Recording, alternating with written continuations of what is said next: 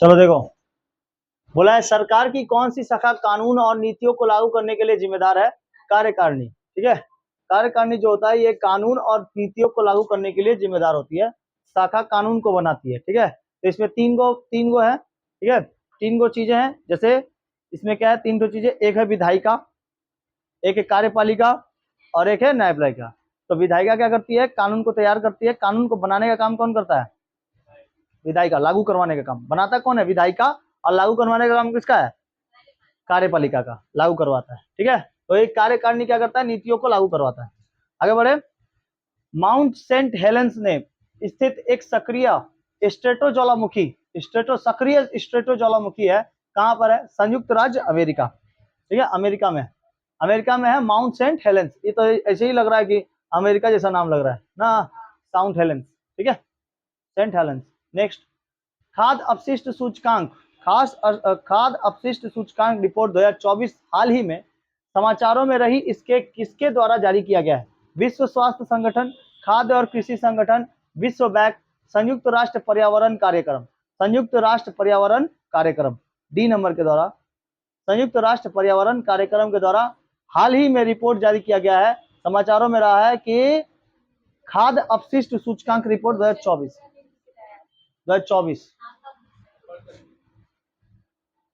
चलो नेक्स्ट, आगे देखो।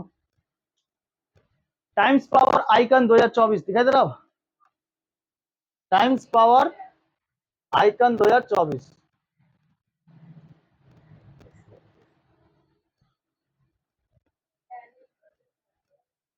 टाइम्स पावर आइकन 2024 देखो, किसने किया था? अक्षय कुमार, अमिताभ बच्चन, विजय जैन या अदा शर्मा? विजय जैन को। टाइम्स पावर आइकन 2024 विजय जैन, विजय जैन। ठीक है, टाइम्स पावर आइकन विजय जैन। आगे बढ़े।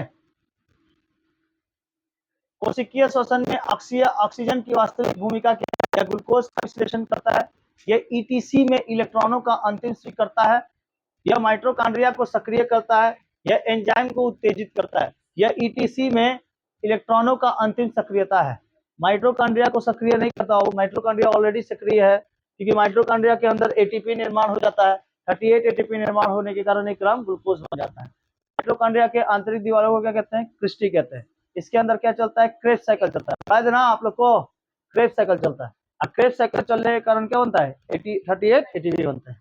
नेक्स्ट, बोला है एक पारिस्थितिकी तंत्र में निम्नलिखित में से कौन है? केवल सजीव जीव नहीं, सजीव जीव और भौतिक कारक सही, केवल कीड़े नहीं, केवल भौतिक कारक नहीं, सजीव जीव और भौतिक कारक दोनों ही सेवन, दोनों ही चाहिए।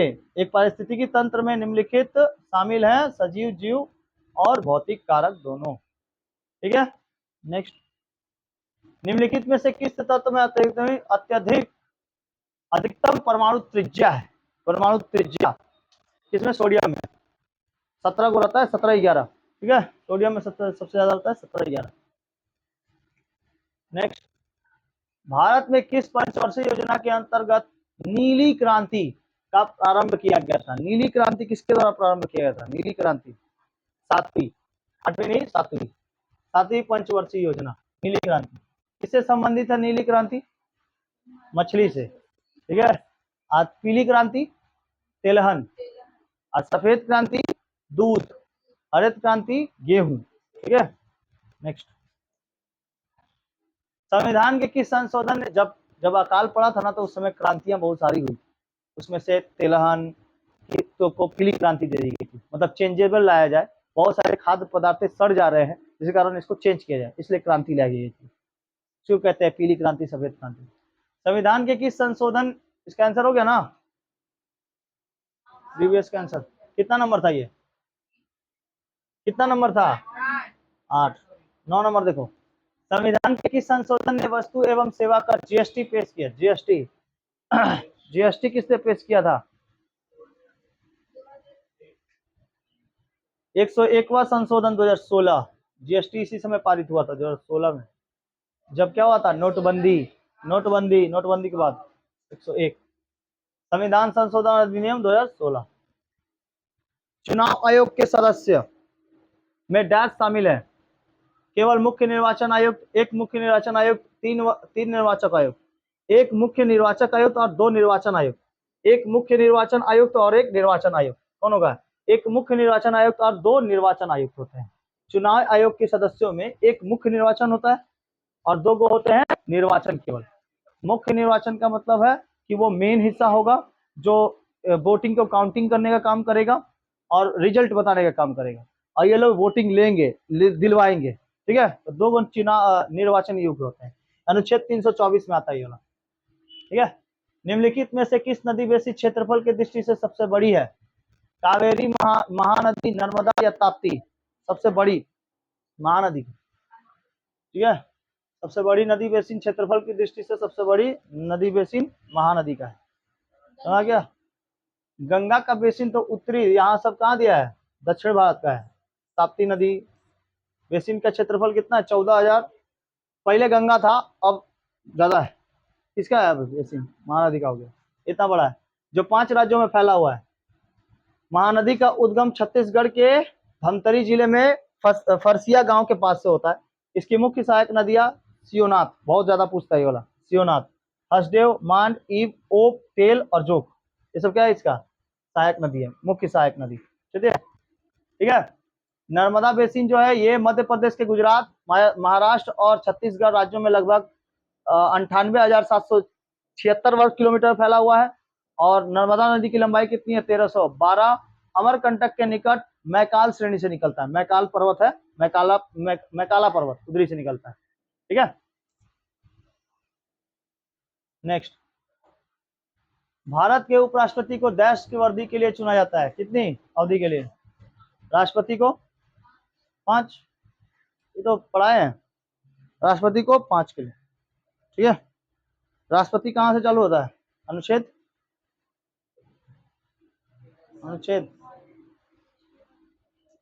61 में तो उसका इम्पीचमेंट है।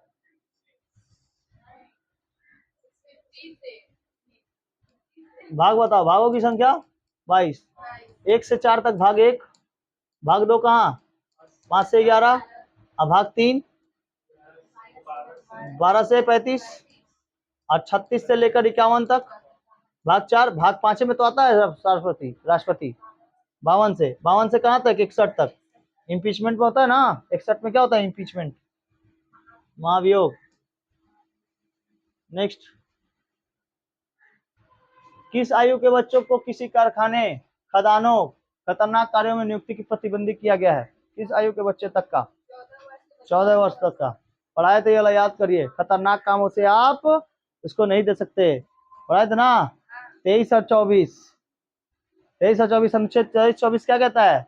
मनुष्यों के अवैध व्यापार और बलात् श्रम पे निषेध। और 24 क्या कहता है? 14 वर्ष के बच्चों के नीचे में किसी पटाखे के कारखाने में, इलेक्ट्रिशियन के कारखाने में आप काम नहीं करवा सकते। नेक्स्ट। पनामा नहर किन्हें जोड़ती है? पनामा, बहुत इंपॉर्टेंट क्वेश्चन है। पनामा नहर कितना नंबर है? ये कितना था? ये 13। इसके बाद कितना? 14 नंबर। पनामा नहर किन्हें जोड़ती है? पनामा नहर, पनामा नहर किसको जोड़ती है? अटलांटिक महासागर और प्रशांत महासागर को। ठीक है, कैरेबियन सागर अटलांटिक महासागर को नहीं जोड़ती है, लाल सागर भूमध्य सागर को नहीं जोड़ती है, बाल्टिक सागर उत्तरी सागर को नहीं जोड़ती है। पनामा नहर अटलांटिक महासागर और प्रशांत महासागर को जोड़ती है। आगे बढ़े, नेक्स्ट। जनवरी 2024 के अनुसार विश्व शेयर बाजार पूंजीकरण के संदर्भ में भारत के वर्तमान रैंक क्या है? भारत का वर्तमान रैंक क्या है? भारत का वर्तमान नहर बताओ। 15 का डी चौथा, 15 का डी चौथा।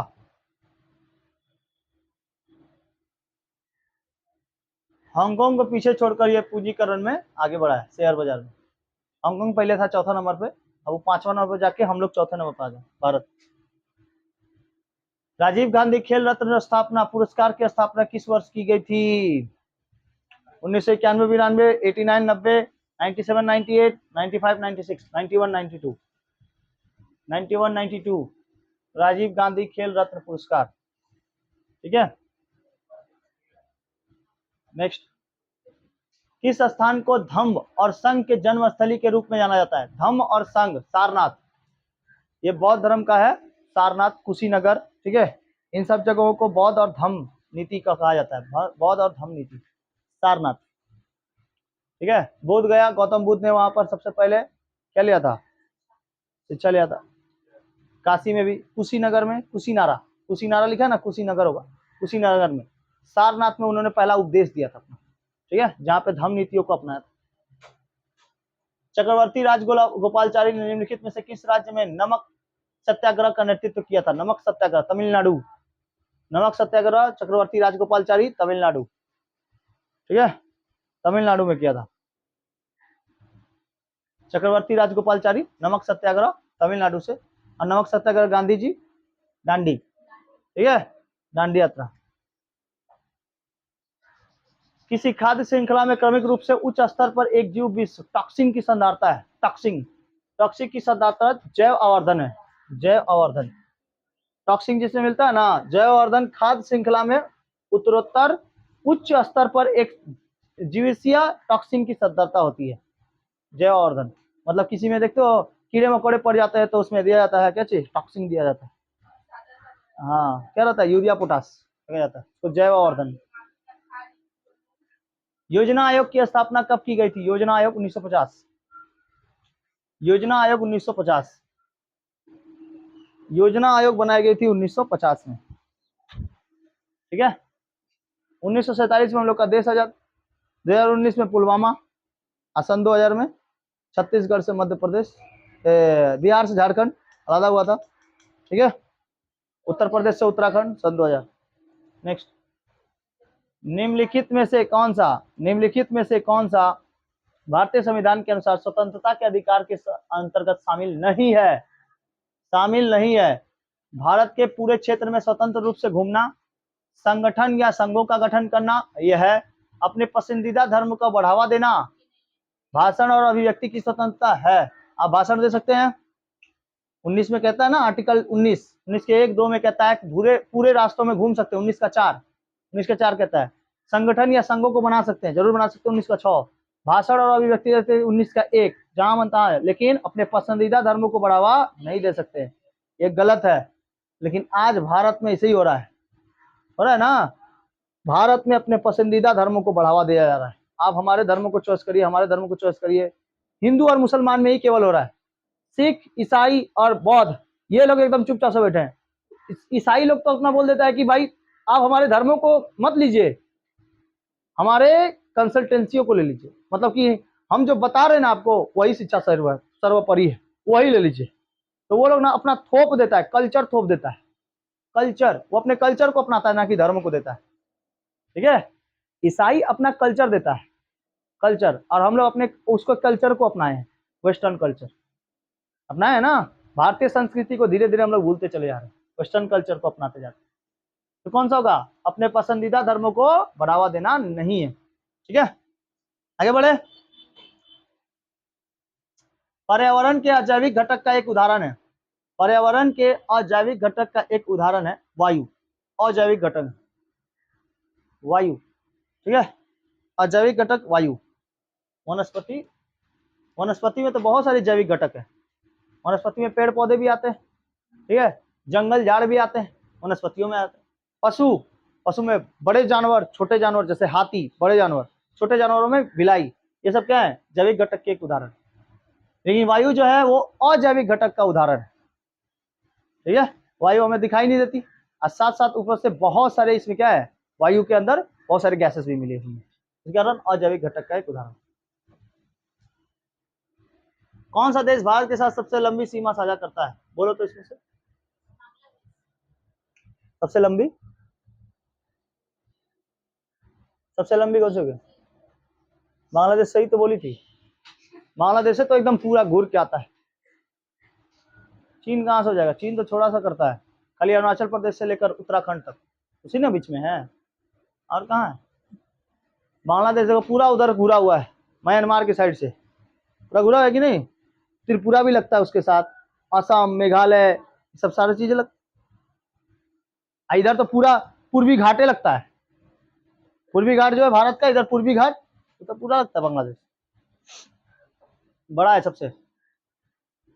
साइलेंट वैली, वो भयानक क्वेश्चन। साइलेंट वैली राष्ट्रीय उद्यान कहाँ है? साइलेंट वैली राष्ट्रीय उद्यान तमिलनाडु, केरल, उड़ीसा, छत्तीसगढ़। केरल, कहां पर है? केरल में। साइलेंट वैली राष्ट्रीय उद्यान कहाँ स्थित है? केरल में। डैश नदी एकमात्र प्राकृतिक जल स्रोत है जो रेगिस्तान में एक झील के अंदर से निकलती है। डैश नदी, ठीक है, राजस्थान के रेगिस्तान में एक झील से नदी निकलती है। तो रेगिस्तान में, रेगिस्तान मतलब मरुस्थल, मरुस्थल मतलब हम लोग का राजस्थान। राजस्थान में कौन सी नदी बहती है? लूनी नदी।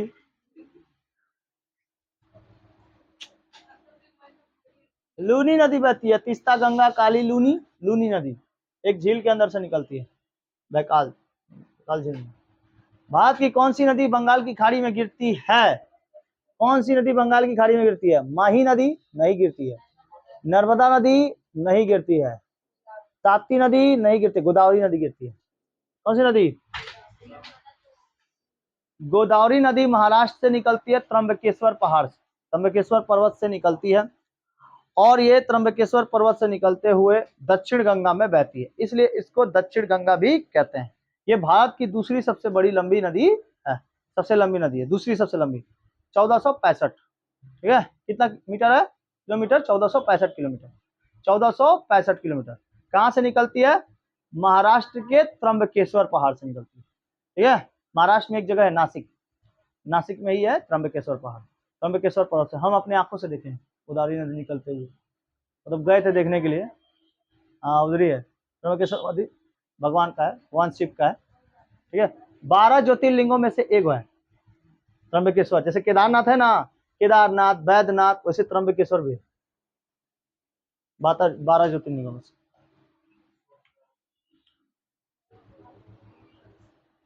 मुरुगप्पा गोल्ड कप निम्नलिखित में से किस खेल से संबंधित है? मुरुगप्पा किसे? हॉकी से संबंधित। हॉकी। टेबल टेनिस से नहीं संबंधित है, क्रिकेट से नहीं संबंधित है, फुटबॉल से नहीं संबंधित। मुरुगप्पा का नाम है हॉकी। नेक्स्ट, भूमध्य रेखा निम्नलिखित में से किस देश के मध्य से नहीं गुजरती है? भूमध्य रेखा किस देश से नहीं गुजरती है? नहीं बोल रहा है, नहीं। अरे भारत नहीं दिखाई दे रहा है, भूमध्य रेखा बोला है, कर्क रेखा नहीं। भूमध्य रेखा मतलब नीचे। दो बार पढ़ा है, कितना बार पढ़ा है? बहुत, पिछले क्लास में भी बताए थे। ये पृथ्वी का ऊपर है कर्क रेखा, मकर रेखा, भूमध्य रेखा। अब भारत यहाँ है, हाँ, तो ऊपर में ना नॉर्थ पोल, ये नॉर्थ पोल बोल रहे बाप, नॉर्थ पोल में रहते तो जमिए जाते। नॉर्थ पोल नहीं, ठीक है, नॉर्थन हेमिस्फीयर, उत्तरी गोलार्ध। तो ये क्या है? भारत। भारत नहीं गुजरता है, मध्य से नहीं गुजरता है। कितना नंबर हो गया? 28 नंबर, 29। मोहनजोदाड़ो किस नदी के किनारे स्थित था? मोहनजोदाड़ो, मोहनजोदाड़ो पूछ रहा है, मोहनजोदाड़ो, मोहनजोदाड़ो। रावी, झेलम, चिनाब, सिंधु किस नदी के किनारे? सिंधु नदी के किनारे ना। कौन?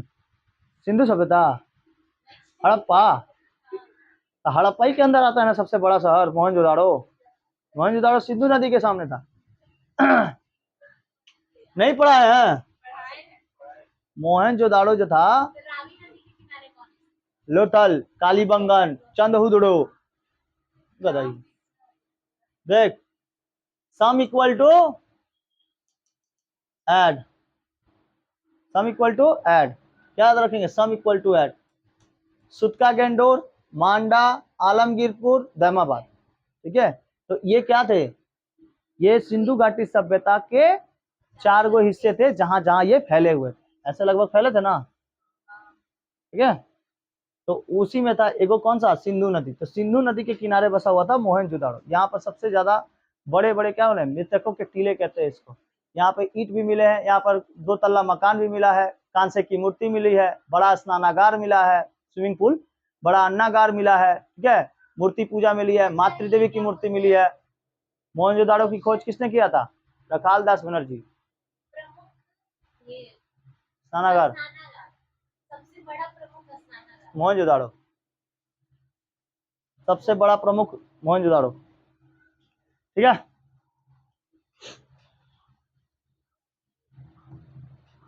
आगे बढ़े। टोडरमल द्वारा जब्ती अब ये कराए अभी के क्लास में। हाँ, टोडरमल देखे अकबर खत्म।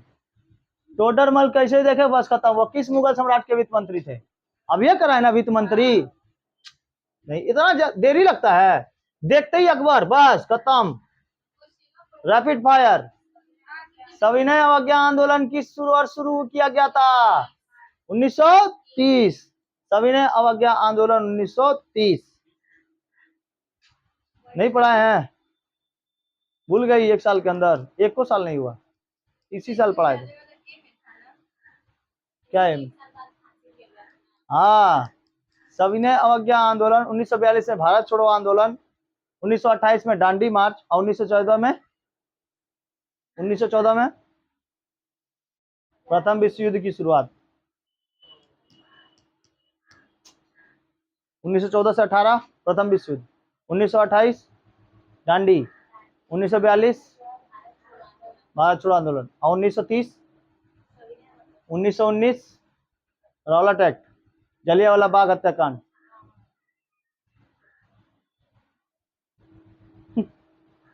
1928 नेहरू रिपोर्ट भी है। ठीक है, 1931 शहीद भगत सिंह, राजगुरु सुखदेव।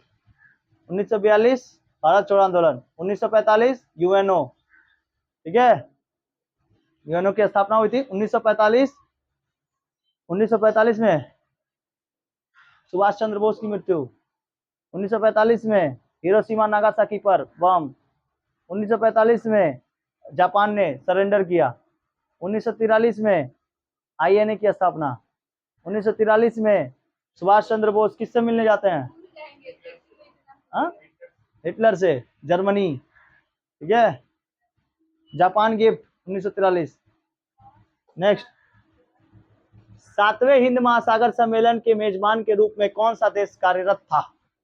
7वें मेजबान के रूप में ऑस्ट्रेलिया। हिंद महासागर के सम्मेलन में मेजबान कौन था? ऑस्ट्रेलिया। अटक रहा है क्या? वीडियो अटक नहीं ना रहा है? ठीक है, नेक्स्ट, हैंडबॉल में ड्रिबलिंग बंद करने वाले खिलाड़ियों के पास या शॉट के भीतर पास करना होता है कितने सेकंड? 3 सेकंड में हैंडबॉल होता है ना? नहीं करता है उस दिन बास्केटबॉल बोल रहे थे ना हम लोग, हैंडबॉल ड्रिबलिंग। नेक्स्ट, आहा भयानक क्वेश्चन, वाह वाह। नीरज चोपड़ा ने हाल ही में डैश के थ्रो के साथ दोहा डायमंड लीग जीता। दोहा मतलब दोबारा, डायमंड लीग जीता। कौन सा होगा? 88.67 मीटर। गोल्डन मेडल कब बनाते? 87.96 की ऐसे कुछ था ना, औसत था कुछ 87 पॉइंट। अभी नया मारा था 88.67, जोर से भाला थ्रो फेंक, जेवलिन थ्रो। हाँ पूरे फिर 88 फेंक दिया। नेक्स्ट देखो, इसमें बुर्बक बनाने के लिए क्या दिया है? 87.58। 87.58 में ये गोल्डन बॉय हुआ था और थ्रो के साथ दोहा डायमंड लीग जीते थे। किसमें? 88.67 में। ठीक है, दोबारा डायमंड लीग जीत गए थे और उसमें कौन थे? भारत का गोल्डन लेके आए थे, इसलिए गोल्डन बॉय कहते थे। ला लीगा शीर्षक डैश से जुड़ा हुआ है। ला लीगा शीर्षक फुटबॉल खेलता है इसलिए जानता है। ला लीगा लीग जो होता है ना, लीग वगैरह, स्पेनिश लीग है।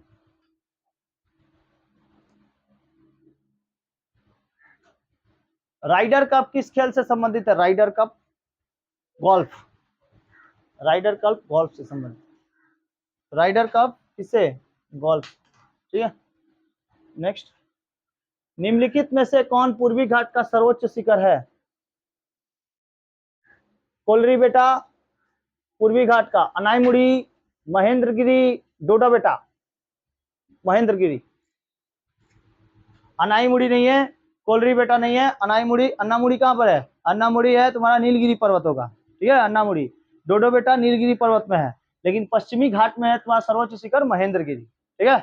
महेंद्रगिरी सबसे ऊंचा है, ये ऊंचा है तुम्हारा 1501 मीटर, 1501, 1505, 1501, ठीक है, मीटर ऊंचा है। पूर्वी घाट का सबसे ऊंची चोटी है। डोडो बेटा कहाँ का है? दक्षिणी पर्वत में, जहाँ पे नीलगिरी पर्वत है वहां सबसे ऊंचे डोडो बेटा। ऊर्जा का वह रूप है जो साइकिल चलाते समय उपस्थित नहीं होता है। ऊर्जा का वह रूप है जो साइकिल चलाते समय उपस्थित नहीं होता है।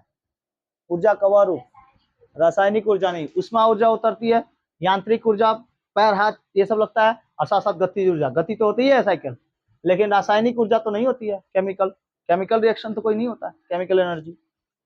नेक्स्ट, निम्नलिखित में से कौन सा शब्द संविधान 42वां संशोधन अधिनियम 1976 द्वारा प्रस्तावना में सम्मिलित किया गया था? 42वां संशोधन समाजवादी, 42वां संशोधन समाजवादी, ठीक है, 1976 द्वारा प्रस्तावित किया था। समानता का अधिकार, स्वतंत्रता का अधिकार और न्याय का अधिकार, ये सब किसमें हम लोग के मौलिक अधिकारों के अंतर्गत आते हैं, ठीक है। 14 से 18 समानता। निम्नलिखित स्वतंत्रता सेनानी में किसमें 1943 में एक महिला रेजिमेंट का गठन किया था? 1943। ओहो, ये तो बताना भूलिएगा 1943 वाला, बताओ ना।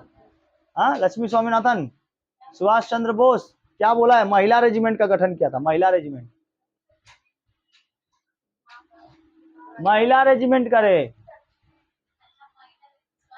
लक्ष्मी स्वामीनाथन तो थी उसमें, ठीक है। रानी झांसी ब्रिगेड, सुभाष चंद्र बोस, झांसी रानी ब्रिगेड, रानी झांसी ब्रिगेड। इसमें मेन कौन थी महिला? लक्ष्मी स्वामीनाथन, उन्हीं के नाम पर, उन्हीं को देख के रानी लक्ष्मी स्वामी, मतलब कि रानी लक्ष्मी ब्रिगेड चालू किए थे, ठीक है, जो कि आईएनए में वो लोग शामिल थे।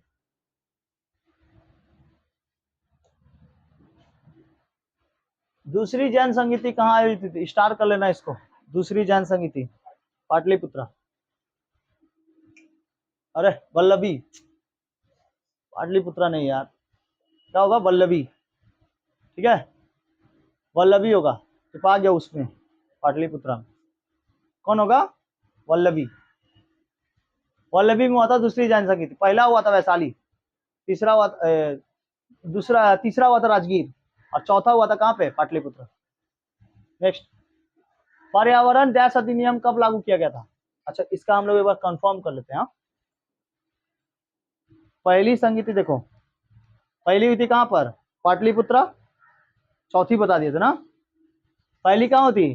पाटलिपुत्र। दूसरा वल्लभी महावीर जैन में। दूसरे को हुआ था ओ बहुत संगीतियां ना अलग अलग जगह थी, 4 को बहुत संगीत हुई थी, बहुत ज्यादा। ये जैन है, कौन है ये? जैन, ठीक है। तो वल्लभी संगीति जो होती है ये दूसरी जैन संगीति में होती है। संगीति मतलब जैन लोगों के लिए महावीर जैन जो है ये अलग अलग जगहों पर घूम के और उनके तीर्थंकर घूम घूम के जैनों के बारे में बताएंगे, जैन धर्मों के बारे में बताएंगे, उसको संगीतियां कहते हैं। नेक्स्ट, पर्यावरण संरक्षण अधिनियम लागू किया गया था, बताओ। पर्यावरण संरक्षण अधिनियम लागू किया गया था 1986 1986।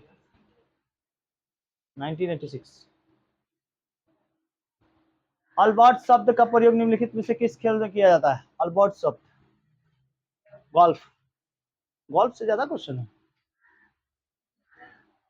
सचिन तेंदुलकर ने अपने मैच में अपना पहला एक दिवसीय शतक बनाया था। देखो ये क्वेश्चन और को था, लेकिन उल्टा करके दूसरा टाइप के पूछा था। ये 7 में था, 7 में, 8, ये पीडीएफ 7 में है, ये पीडीएफ 8 है ना, पीडीएफ 7 में है। ये 79 में सवा शतक बनाया था, एक दिवसीय शतक। किस ग्रह को आयरन ऑक्साइड की अधिकता के कारण लाल ग्रह कहा जाता है? मंगल, मार्स। ईस्ट इंडिया कंपनी ने बंगाल की दीवानी का अधिकार किस वर्ष किया गया था?